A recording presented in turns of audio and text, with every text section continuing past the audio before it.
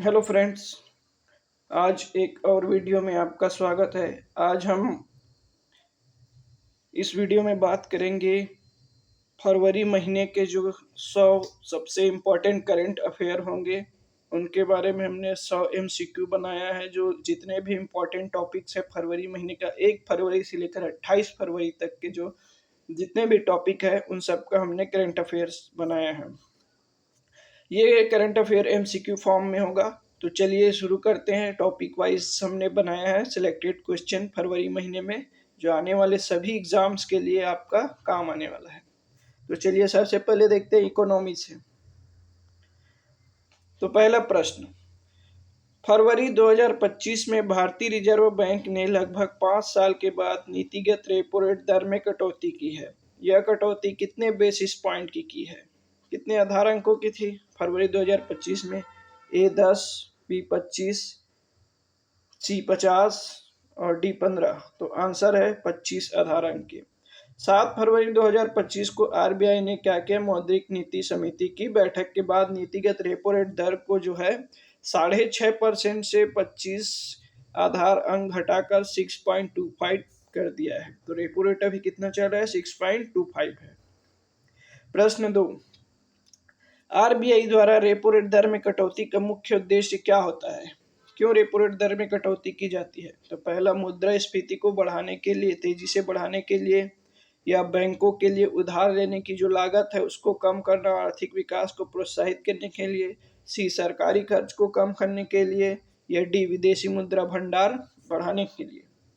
तो सही उत्तर होगा बी, बैंकों के लिए उधार लेने की लागत कम करना, आर्थिक विकास को प्रोत्साहित करने के लिए रेपो रेट को क्या है? कम किया गया है। अब इससे क्या हो गया? लोन सस्ता हो गया तो लोग ज्यादा पैसे निकाल पाएंगे।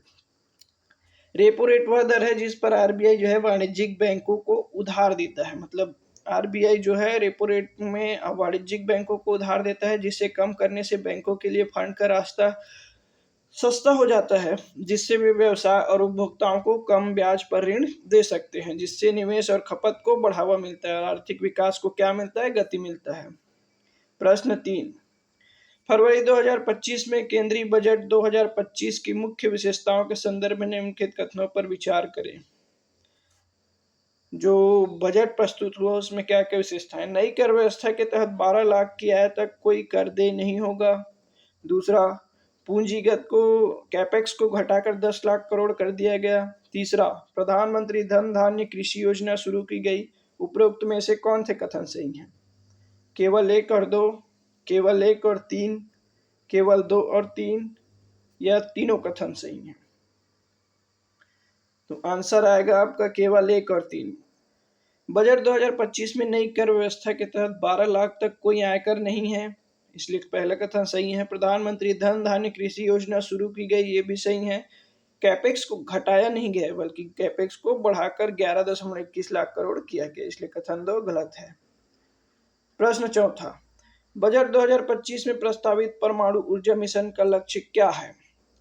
परमाणु ऊर्जा मिशन, इसका लक्ष्य क्या है? 2030 तक 50 गीगावाट परमाणु ऊर्जा विकसित करना, 2047 तक 100 गीगावाट परमाणु विकसित करना, सभी परमाणु संयंत्र को बंद करना, या डी लघु मॉड्यूलर रिएक्टर पर शोध बंद करना। तो आंसर है बी, 2047 तक 100 गीगावाट परमाणु ऊर्जा विकसित करना। बजट 2025 में परमाणु ऊर्जा मिशन का लक्ष्य क्या है? 2047 तक 100 गीगावाट परमाणु ऊर्जा क्षमता विकसित करना है, जिसमें एसएमआरएस के लिए 20,000 करोड़ का आवंटन किए शामिल है। लघु मॉड्यूलर स्मॉल मॉड्यूलर रिएक्टर्स के पर जो शोध के लिए 20,000 करोड़ का आवंटन शामिल है इसमें। प्रश्न 5वां, आर्थिक सर्वेक्षण 2025 के अनुसार वित्त वर्ष 2025 के लिए भारत की वास्तविक जीडीपी वृद्धि दर का अनुमान क्या लगाया गया है? जो फाइनेंशियल ईयर 2025 है उसके लिए भारत की वास्तविक जीडीपी दर का अनुमान क्या है? ए 5.4%, बी 6.4%, सी 7.1%, डी 6.8%। आंसर है 6.4% बी। 2025 के अनुसार वित्त वर्ष 2025 में भारत की वास्तविक जीडीपी वृद्धि दर कितने पर? 6.4% रहने का अनुमान है। प्रश्न छठा, आर्थिक सर्वेक्षण 2025 ने किन कारकों को भारत की मजबूत घरेलू अर्थव्यवस्था के आधार के रूप में उजागर किया है? कौन कौन से फैक्टर हैं जो मजबूत घरेलू अर्थव्यवस्था के बेस के रूप में है? केवल कमजोर वैश्विक मांग, बी कृषि और सेवा क्षेत्र में स्थिर वृद्धि, बेहतर ग्रामीण मांग और मजबूती बाहरी संतुलन, केवल विनिर्माण क्षेत्र में तेज वृद्धि, बढ़ता राजकोषीय घाटा। तो किन किन कारकों को अर्थव्यवस्था के आधार के रूप में उजागर किया है? तो आंसर आएगा बी कृषि और सेवा क्षेत्र में स्थिर वृद्धि, बेहतर ग्रामीण मांग और मजबूत बाहरी संतुलन ये कारक है।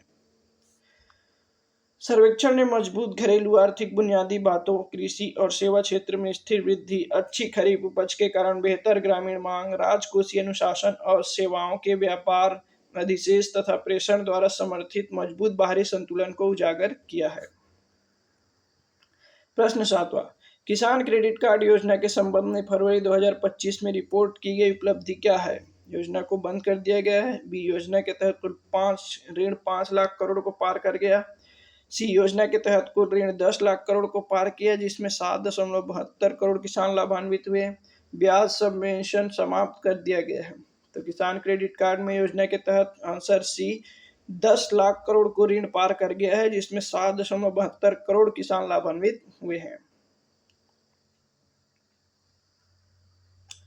प्रश्न 8, किसान क्रेडिट कार्ड योजना का मुख्य लाभ क्या है? बड़े किसानों को ऋण देना, किसानों को समय पर सस्ती दर पर कृषि इनपुट के लिए ऋण उपलब्ध कराना, किसानों को मुफ्त बीज प्रदान करना, केवल फसल बीमा प्रदान करना। तो आंसर है बी, किसानों को समय पर सस्ती दर पर कृषि इनपुट के लिए ऋण उपलब्ध कराना। केसीसी योजना किसानों को उनकी कृषि और संबद्ध गतिविधियों की जरूरत के लिए समय पर वहनीय ऋण प्रदान करती है, जिसमें ब्याज में छूट का लाभ भी शामिल है। प्रश्न 9, फरवरी 2025 में गुवाहाटी में आयोजित एडवांटेज असम 2.0 शिखर सम्मेलन का प्राथमिक लक्ष्य क्या था? असम में पर्यटन को बढ़ावा देना, असम को भारत और दक्षिण पूर्व एशिया में एक प्रमुख निवेश गंतव्य के रूप में स्थापित करना, सी सांस्कृतिक कार्यों का आयोजन करना, डी शैक्षणिक संस्थाओं का विकास करना। सही आंसर है बी, असम को भारत और दक्षिण पूर्व एशिया में एक प्रमुख निवेश गंतव्य के रूप में स्थापित करना है, इस शिखर सम्मेलन का उद्देश्य था। प्रश्न 10, आरबीआई ने फरवरी 2025 में किन वित्तीय संस्थानों पर नियामक गैर अनुपालन के लिए मौद्रिक दंड लगाया? केवल सिटी बैंक, आशीर्वाद माइक्रो फाइनेंस, जेम फाइनेंशियल, केवल आशीर्वाद माइक्रो फाइनेंशियल। तो आरबीआई ने किन वित्तीय संस्थानों पर नियामक गैर अनुपालन के लिए मौद्रिक दंड लगाया है? तो आंसर है सिटी बैंक, आशीर्वाद माइक्रो फाइनेंस और जेम फाइनेंशियल, जिसमें सिटी बैंक पर 39 लाख, आशीर्वाद माइक्रो फाइनेंस पर 6 लाख और जेम फाइनेंशियल लिमिटेड पर 1.5 लाख का दंड लगाया है। फरवरी 2025 में आरबीआई ने किस बैंक पर लगाए गए व्यावसायिक प्रतिबंधों जैसे नए ग्राहक जोड़ने पर रोक को हटा दिया है? HDFC bank, ICICI bank, Kotak Mahindra bank, axis bank. Answer है कोटक महिंद्रा बैंक। व्यावसायिक प्रतिबंध को आरबीआई ने हटा दिया, जिससे बैंक अब डिजिटल चैनल के माध्यम से नए ग्राहक जोड़ सकेंगे और नए क्रेडिट कार्ड जारी कर सकते हैं। आरबीआई द्वारा शुरू किए जाने वाले बैंक.इन डोमेन का उद्देश्य क्या है? जो बैंक.इन डोमेन है सभी सरकारी वेबसाइटों के लिए एक डोमेन, भारतीय बैंकों के लिए एक विशिष्ट और सुरक्षित इंटरनेट डोमेन प्रदान करना, एक नया सोशल मीडिया प्लेटफॉर्म देना। Answer option D, online shopping portal. तो इसका आंसर है आंसर बी, भारतीय बैंकों के लिए एक विशिष्ट और सुरक्षित इंटरनेट डोमेन प्रदान करने के लिए बैंक.इन नामक एक डोमेन लॉन्च किया गया, जिसका उद्देश्य जो है सुरक्षा बढ़ाना और प्रामाणिकता सुनिश्चित करना है। अगला टॉपिक है हमारा इन्वायरमेंट से देखते हैं प्रश्न 13, फरवरी 2025 में भारत में 4 नए रामसर साइट जोड़े गए हैं। भारत में रामसर स्थलों की कुल संख्या कितनी हो गई है? 85, 89, 92, 80। आंसर है 89। 4 नए सक्कर-कोट्टाई पक्षी अभ्यारण्य, थेरथंगल पक्षी अभ्यारण्य, खेचियोल पालरी वेटलैंड और उधवा झील जोड़े जाने के बाद भारत में टोटल रामसर साइट की संख्या कितनी हो गई है? 89। रामसर स्थल का दर्जा किसी आर्द्र भूमि को किस महत्व को दर्शाता है? केवल स्थानीय महत्व, केवल राष्ट्रीय महत्व, अंतर्राष्ट्रीय महत्व, केवल ऐतिहासिक महत्व? तो आंसर है अंतर्राष्ट्रीय महत्व। रामसर कन्वेंशन के तहत किसी स्थल को रामसर स्थल का दर्जा दिया जाना यह प्रमाणित करता है कि वह आर्द्रभूमि अंतर्राष्ट्रीय महत्व की है और इसके संरक्षण तथा बुद्धिमत्तापूर्ण उपयोग को बढ़ावा देता है। फरवरी 2025 तक भारत के किस राज्य में रामसर स्थलों की संख्या सबसे अधिक है? उत्तर प्रदेश, बी गुजरात, सी तमिलनाडु, डी केरल। तो सही आंसर है तमिलनाडु, सी। नए स्थल जुड़ने के बाद तमिलनाडु 20 स्थल के साथ सबसे अधिक रामसर साइट वाला राज्य बन गया है। प्रश्न 16, अंतर्राष्ट्रीय बिग कैट अलायंस का मुख्यालय कहाँ है? Geneva, New York, Nairobi, Bharat. तो आंसर है डी, भारत। अंतर्राष्ट्रीय बिग कैट अलायंस इसका मुख्यालय जो है पिछले साल केंद्रीय मंत्रिमंडल द्वारा अनुमोदित किया गया था, भारत में है। प्रश्न 17, अंतर्राष्ट्रीय बिग कैट अलायंस का मुख्य उद्देश्य क्या है? केवल बाघों का संरक्षण, 7 प्रमुख बड़ी बिल्ली प्रजातियों का संरक्षण करना, घरेलू बिल्लियों के लिए आश्रय बनाना, चिड़ियाघरों का प्रबंधन करना। तो आंसर है बी, 7 प्रमुख बड़ी बिल्ली प्रजातियों का संरक्षण करना, जिसमें बाघ, शेर, तेंदुआ, हिम तेंदुआ, चीता, जगुआर और प्यूमा का संरक्षण करना है। प्रश्न 18, हालिया जनगणना फरवरी 2025 की रिपोर्ट के अनुसार भारत के किस राज्य में गिद्धों की संख्या सबसे अधिक दर्ज की गई है? राजस्थान, गुजरात, मध्य प्रदेश, महाराष्ट्र। तो आंसर सी, मध्य प्रदेश। हाल की जनगणना में मध्य प्रदेश 12,981 गिद्ध के साथ भारत में सबसे अधिक गिद्धों वाला राज्य बन गया है। प्रश्न 19, पारिस्थितिक तंत्र में गिद्धों की क्या महत्वपूर्ण भूमिका है? वे परागण में मदद करते हैं, वे जानवर के शव को खाकर बीमारी फैलाने से रोकते हैं, वे बीज फैलाते हैं, वे शिकारियों को नियंत्रित करते हैं। तो आंसर है बी, वे जानवर के शव को खाकर बीमारियों को फैलने से रोकते हैं। गिद्ध जो है प्रकृति के सफाई कर्मी हैं, वे मृत जानवरों के शव को तेजी से खाकर पर्यावरण को साफ करते हैं और शव को सड़ने से फैलने वाली बीमारियां जैसे रेबीज है उनको रोकते हैं। प्रश्न 20, Copernicus climate change service C3S के अनुसार कौन सा महीना अब तक का सबसे गर्म जनवरी दर्ज किया गया है? जनवरी 2023, जनवरी 2024, जनवरी 2025, जनवरी 2020। तो आंसर सी, जनवरी 2025 रिकॉर्ड में सबसे गर्म जनवरी था, जिसकी वैश्विक औसत तापमान 13.23 डिग्री था, जो पिछले वर्ष के रिकॉर्ड जनवरी में 0.09 डिग्री से अधिक था।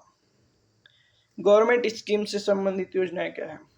प्रश्न 21, प्रधानमंत्री किसान सम्मान निधि योजना ने 24 फरवरी 2025 को कितने साल पूरे किए हैं? तो आंसर है 6 साल। यह योजना 24 फरवरी 2019 को शुरू की गई थी, इसलिए 6 साल पूरे हो गए। पीएम किसान योजना के तहत पात्र किसानों को प्रतिवर्ष कितनी वित्तीय सहायता प्रदान की जाती है? पीएम किसान योजना के तहत पात्र किसानों को प्रतिवर्ष 6,000 रुपए की सहायता प्रदान की जाती है, जो 2-2 हजार का 3 किस्त के रूप में मिलता है। फरवरी 2025 में प्रश्न 23, आयुष मंत्रालय द्वारा शुरू किए गए शतावरी फॉर बेटर हेल्थ अभियान का मुख्य फोकस क्या है? पुरुषों के स्वास्थ्य को बढ़ावा देना, विशेष रूप से महिलाओं के स्वास्थ्य के लिए शतावरी औषधीय लाभों के बारे में जागरूकता करना, सी जैविक खेती को बढ़ाना, डी बच्चों में कुपोषण कम करना। तो आंसर है उत्तर बी, विशेष रूप से महिलाओं के स्वास्थ्य के लिए शतावरी के जो औषधीय लाभ है उसके बारे में जागरूकता बढ़ाना है। प्रश्न 24, शतावरी फॉर बेटर हेल्थ अभियान किस राष्ट्रीय लक्ष्य के साथ संरेखित है?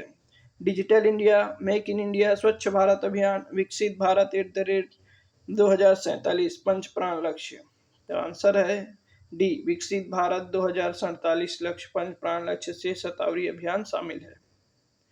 इंपॉर्टेंट डेज से देखते हैं। प्रश्न 25, राष्ट्रीय विज्ञान दिवस प्रतिवर्ष 28 फरवरी को किसकी खोज के सम्मान में मनाया जाता है? तो विज्ञान दिवस किसके सम्मान में मनाया जाता है? ऑप्शन ए, अल्बर्ट आइंस्टीन द्वारा सापेक्षता का सिद्धांत, सीवी रमन द्वारा रमन प्रभाव, आइजैक न्यूटन द्वारा गुरुत्वाकर्षण का नियम, मैरी क्यूरी द्वारा रेडियोधर्मिता।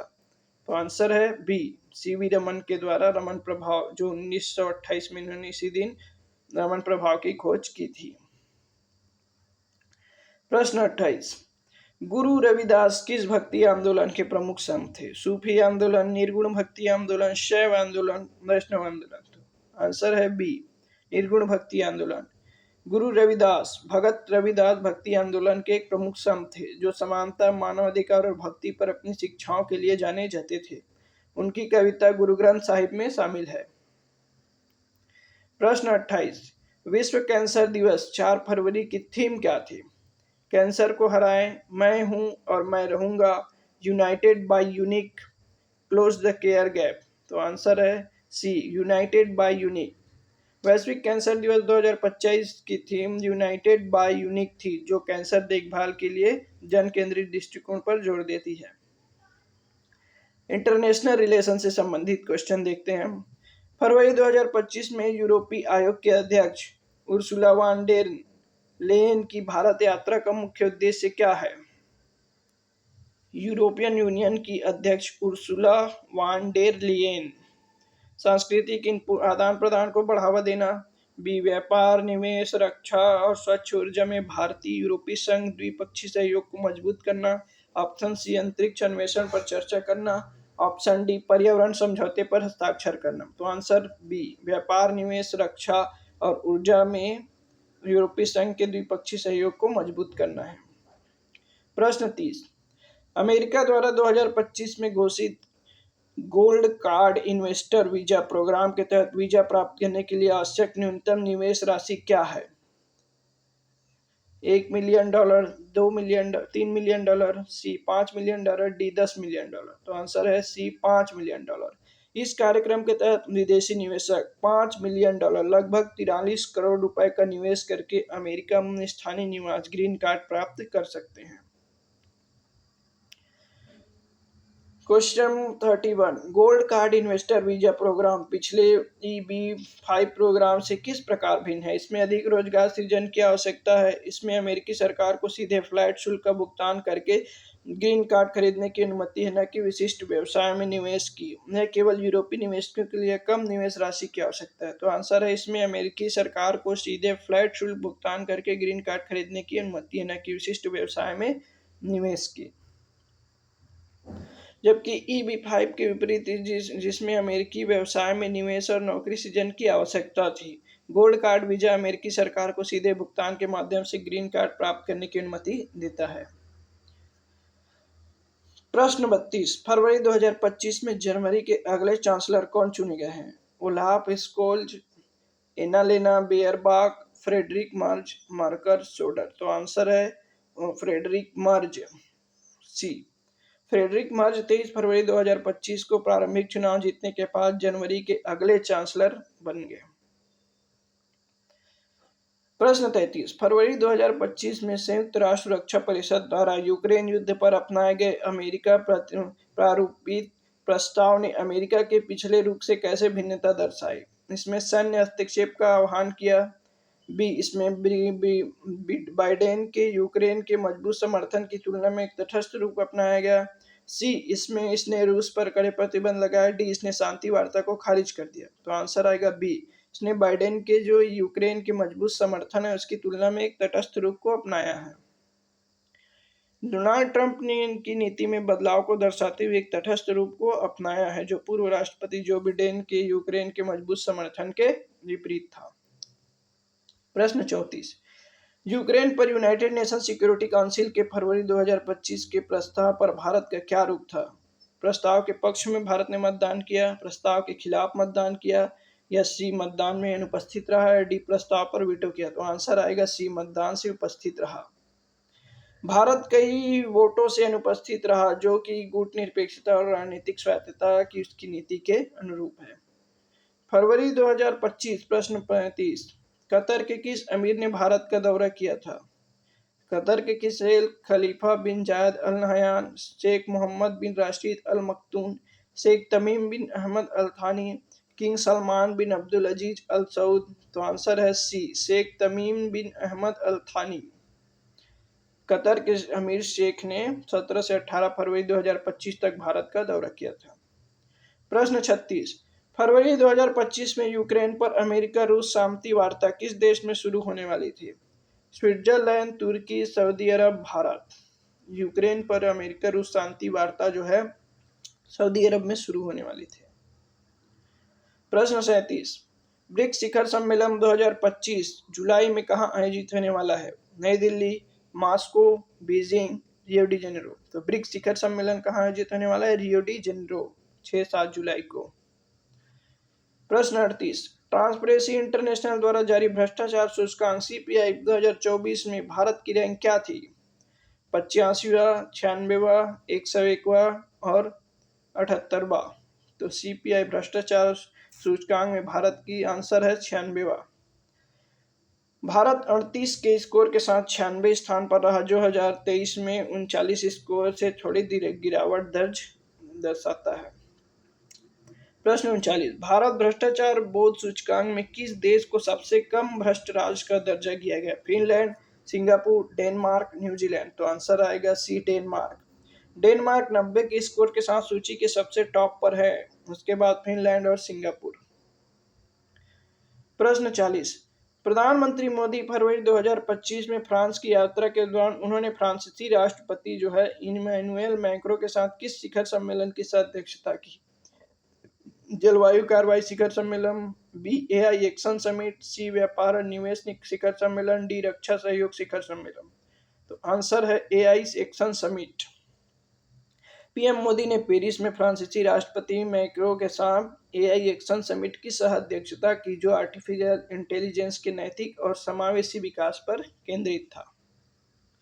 प्रश्न 41, अमेरिका ने फरवरी 2025 में किन आयात पर 25% टैरिफ लगाया है? कृषि उत्पाद, ऑटोमोबाइल, स्टील और एल्यूमिनियम, इलेक्ट्रॉनिक्स। आंसर है सी, स्टील और एल्यूमिनियम। अमेरिका ने 11 फरवरी 2025 से सभी स्टील और एल्यूमिनियम आयात पर 25% टैरिफ की घोषणा की है। फरवरी 2025 में अमेरिका ने किन देशों से आयात पर टैरिफ लगाया है? केवल चीन, मैक्सिको, कनाडा और चीन, सी भारत और ब्राजील, डी यूरोपियन संघ के देश। तो फरवरी 2025 में अमेरिका ने मैक्सिको, कनाडा और चीन इन पर 25% टैरिफ लगाया है।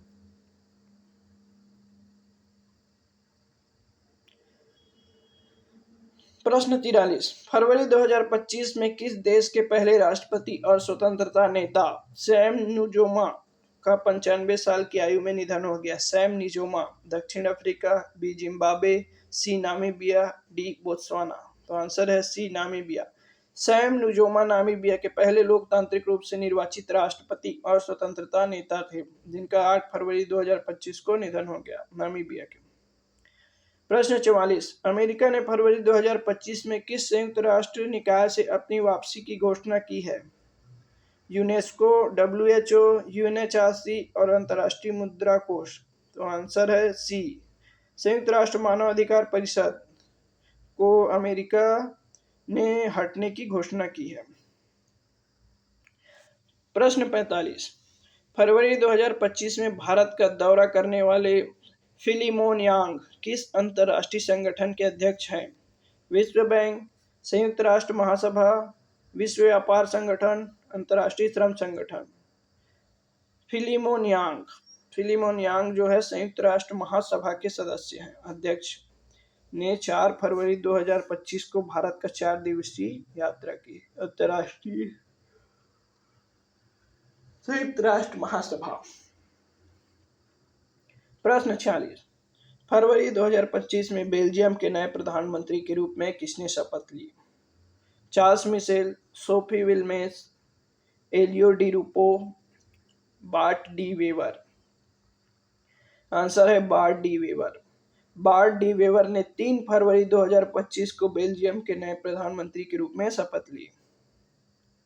प्रश्न 47, विश्व स्वास्थ्य संगठन ने हाई ब्लड प्रेशर से निपटने के लिए नियमित नमक के बजाय किस प्रकार के नमक के उपयोग को सिफारिश दी है? समुद्री नमक, पोटेशियम समृद्ध नमक विकल्प, हिमालयन गुलाबी नमक, काला नमक। तो आंसर है पोटेशियम समृद्ध नमक विकल्प। डब्ल्यूएचओ ने हाई ब्लड प्रेशर और हृदय संबंधित रोग से निपटने के प्रयास के तहत नियमित टेबल नमक से पोटेशियम समृद्ध नमक विकल्प पर स्विच करने की सिफारिश दी। अब नेशनल से देखते हैं। प्रश्न 48, डीआरडीओ और भारतीय नौसेना ने फरवरी 2025 में किस नेवल एंटी-शिप मिसाइल का सफलतापूर्वक परीक्षण किया, जिसमें इन फ्लाइट री टारगेटिंग क्षमता थी?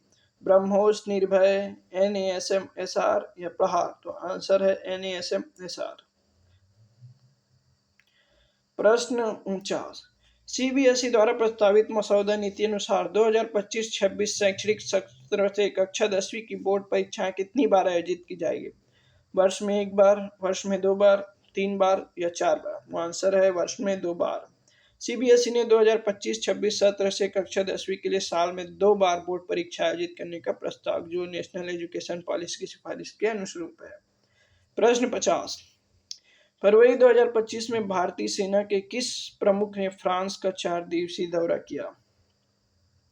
General Manoj Pande, general Bipin Rawat, general Upendra Dwivedi, general Dalbir Singh Suhag? तो आंसर है जनरल उपेंद्र द्विवेदी।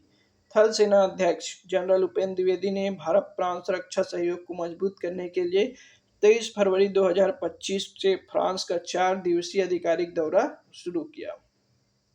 तो चलिए, ये 50 प्रश्नों का सीरीज कंप्लीट होता है। अगले पार्ट्स में हम आपके लिए अगले 50 प्रश्नों का सीरीज लेकर आते हैं। तब तक के चैनल में बने रहिए, लाइक और सब्सक्राइब जरूर कीजिए।